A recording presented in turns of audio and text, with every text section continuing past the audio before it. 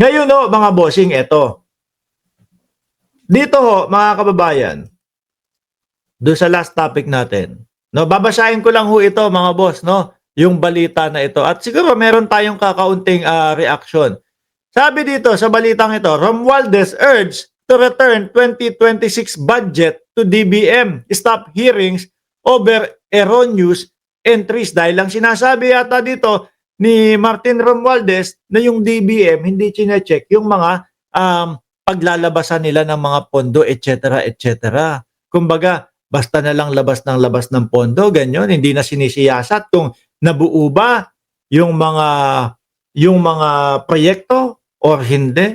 Sabi dito, basa lang ako Martin Romualdez on Wednesday.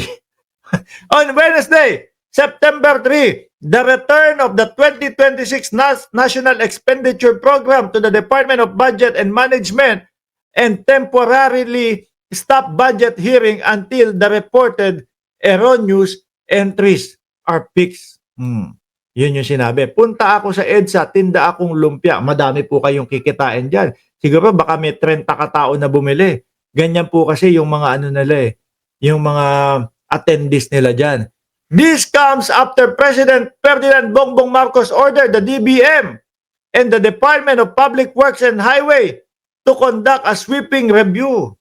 Imbestigahan, silipin, alamin. Marcos move also follows the Senate finding of duplicated flood control project BOG insertion with the identical fundings project without station number, rounded off cost, and item of reappeared in 2026. Kumbaga ho, mga bossing, ang sinasabi is meron ng mga inihingi na ng budget ng mga nakaraang panahon o mga nakaraang taon. Tapos ito sa 2026 hinihinga na naman na ulit ng budget.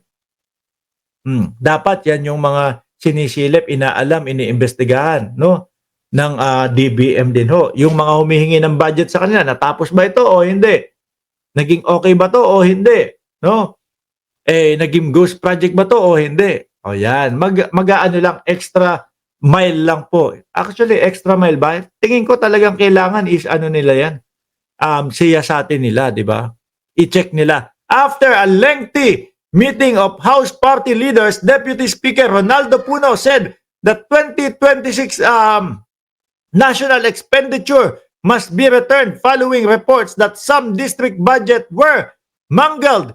He mentioned revelation of missing entries, double appropriation, and oversized lump sum allocation. Tsaka yung mga tingnan nila din kung yung mga hinihinging budget hindi ba mga overpriced, etc. Off topic lang po, Boss Mark. G daw po si Speaker magpabukas ng salin. Oo. Rinig natin yan. No? G daw po, ready daw po si Speaker Martin Romualdez. Si Basti naman kasi, alam niyo naman mga kababayan ang style ng mga DDS. No? Yung salin ni Martin Romualdez overflowing, etc., etc. Hindi tugma yung kinikita o hindi tugma yung mga naipapakitang mga bagay ni Martin Romualdez doon sa kanyang salin, etc. Pag hinanapan ng ebidensya, wala naman. O ayan, sagot ni Martin Romualdez, okay, ready. Pakitaan ng salin. Diba? Mag-computan tayo. Dagdag pa natin dito sa babasahin natin, they should settle their dispute first, no? Come up with a correct budget formulation before they send it to us so we can reasonably proceed. O yan, para maayos at tuloy-tuloy.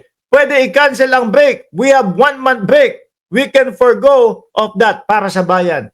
Mas masakit kung pipilitin natin ang isang budget himayin kasi ngayon ang nangyayari, we cannot totally exercise our oversight power kasi DPWH ay ang dami daw singit. Anyway, mga bossing, ayan po, isinama ko lang po yan, nakita lang po namin yung balita na yan, mga bossing. No? 1 oras at 10 minuto din po tayong nagkatalakayan, yung mga bagong dating ho, mga kababayan, pwede nyo naman pong panoorin itong live natin sa replay. Muli po, mga boss, Chief Amo Sir, para po doon sa mga naghahanap nung ating Facebook page, ito, no? Pakihanap lang po, pwede nyo kaming i-message dyan kapag kayo ay followers nyan. ng Facebook page, pwede nyo kaming i-message dyan at binabasa po namin yan. Ngayon ho, no, nasa na ba yan? O eto, alam niyo po ba, yung kaibigan, no, kaibigan ni Senator Bato de la Rosa, naku, baka mademanda tayo, sinabi natin, kaibigan ni Senator Bato de la Rosa, etong si Joel Villanueva ho, mga bossing.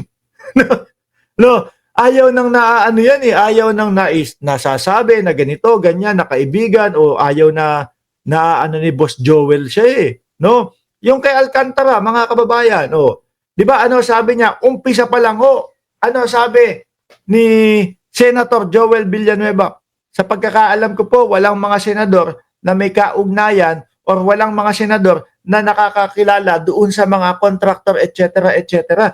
Ngayon, magdedemanda si Boss Joel.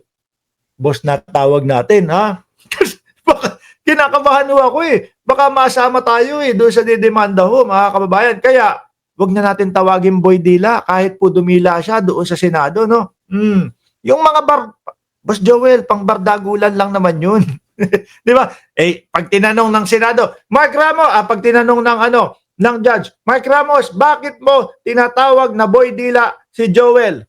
Eh, sasabihin ko lang po, dumila po yan eh sa Senado. Kumbaga, asaran lang po.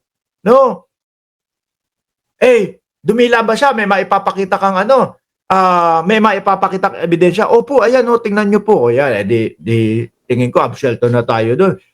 Mark Ramos, bakit mo sinasabi na may kaugnayan itong dalawa na ito, si Villanueva at si Alcantara? Eh, sabi po ni Alcantara doon sa entablado, nagpapasalamat po siya kay Senator Joel Villanueva.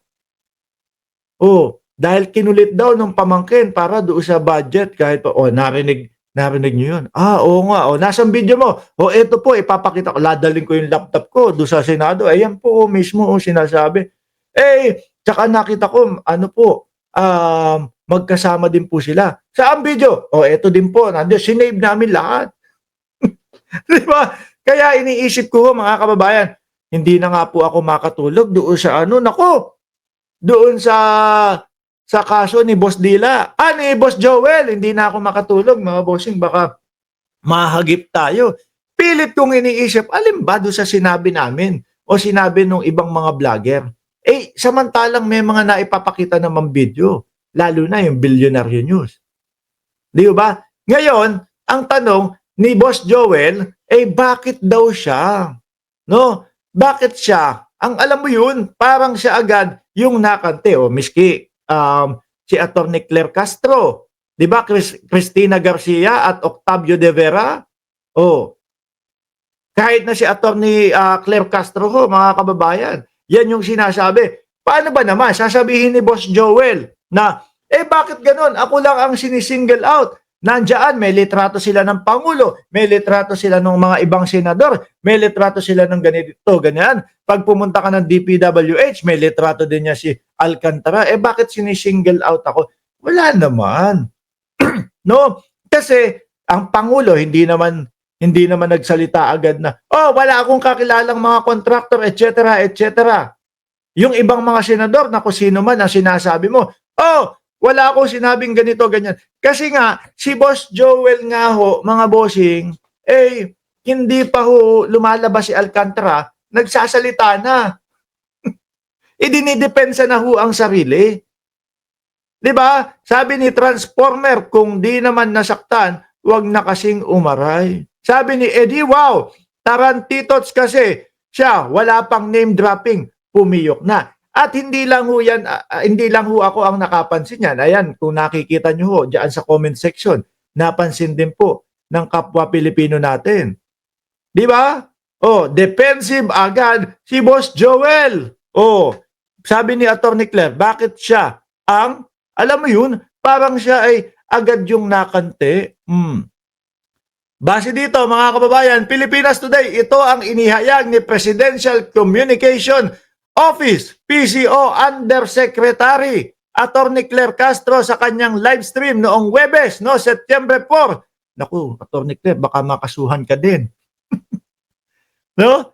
Si Si Trillanes din yata, yun kay Trillanes, may sinasabi talaga si Trillanes, may mga papeles, dokumento. No, kagaya ho nito, mga kababayan, pag ibinalita ng mga mainstream, ang gagawin namin, re-reactionan namin. No? Baka yun yung inaaray ni Boss Joel. Eh, wag mag-senador. 'Di ba? Wag mag-senador, wag mag-congressman kung ayaw pala ng nababatikos. Eh, iniisip ko ho talaga kung anong kasinungalingan yung sinabi ko.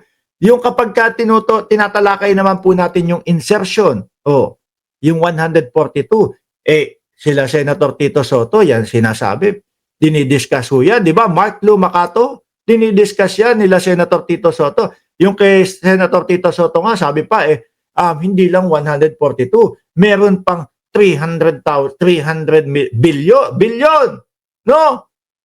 300 billion. Nung dati daw, wala pa sa Senado, is 825. Nung nakarating na sa Senado, is biglang, yung wala pa sa Senado, 825 billion. Yung nakarating na daw ho sa Senado, 1 trillion, no? And 125 million. 300 pa lang. Ayan, dinidiscuss ni Senator Tito Soto yun Di po ba? Tungkol sa umano'y pagtanggi ni Senator Joel Villanueva na mayroon siyang koneksyon sa Ghost Flood Control Project sa bansa, partikular sa Bulacan, sa kanyang baluarte. Ang narinig ko lang, tinatanong niya doon sa Senado, no? Pero hindi pa ganoon talagang natanong ng malupitan, malaliman po. Tingin ko doon sa pangungunahan ni Senator Tito Soto, mga bossing. Doon po malalimang matatanong itong mga kapwa po nila senador. Tingin ko naman, sakali, no, yung Big Five, kasuhan ni Boss Joel.